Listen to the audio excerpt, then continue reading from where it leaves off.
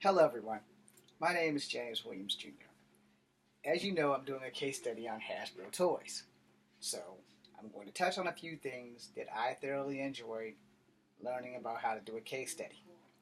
So I'm going to touch on the NASDAQ, I'm going to touch on the business competition and its top competitors.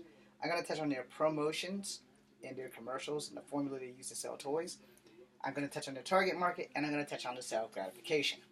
As you can see, I brought some examples of Hasbro and their competition, Toy Biz and McFarlane Toys and Playmates. Okay? Now, Playmates is mostly known for their Star Trek action figures as well as their Ninja Turtle action figures. McFarlane Toys are known for their video game action figures and some of their comic book action figures. Toy Biz initially had the Marvel contract, but they since lost out to Hasbro, who made them a little bit more in depth and kind of a throwback to the original Rogue outfit. Alright. They also made them so that when Iron Man stands up against the Sentinel, who is massive compared to this, he's not, but compared to this, the original Sentinel towers over this guy. Okay, so that being said, let us begin. So, this is what I've learned about the NASDAQ. The NASDAQ is basically one gigantic ass tracking device which tracks your incoming and outgoing income. For me to break it down to anything else, I can't, because I don't really understand how business works. But as for the case study, that's the best that I can give you. Their biggest competition, as I said, is Mattel, and the other competitors with Mattel would be Toy Biz, as well as McFarlane Toys and Playmates. So I'm going to leave you with that for a scale of thought.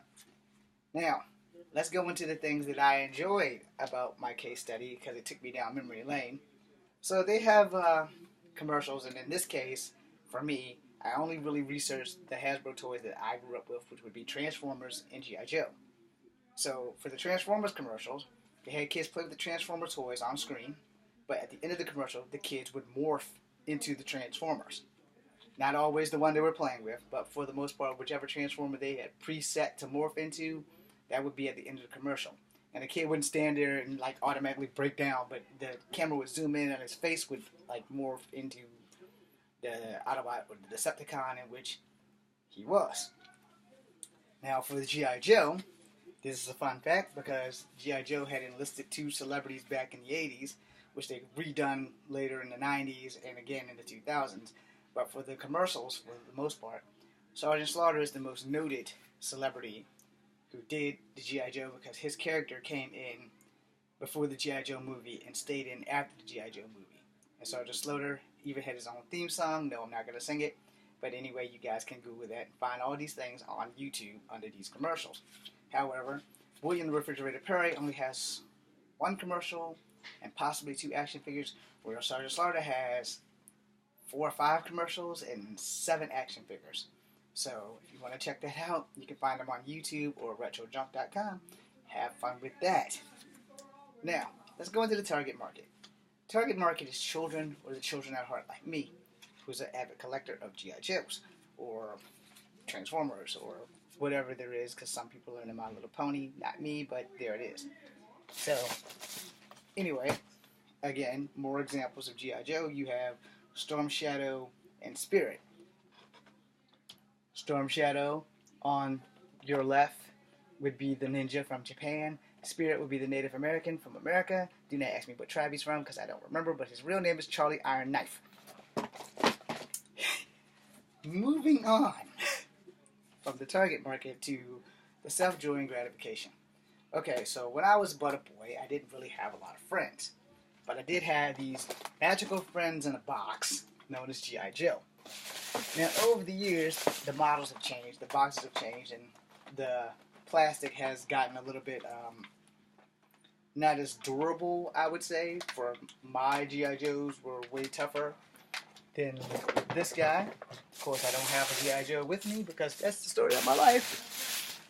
Compared to Tunnel Rat, he's been modified because I've had to find other parts for him. But, you know, here's Tunnel Rat. They're still the same size, scale modeling, you know. He probably just looks bigger because the plastic magnifies his stuff. But they're all the same age, between 2 to 5 inches long, tall, whatever.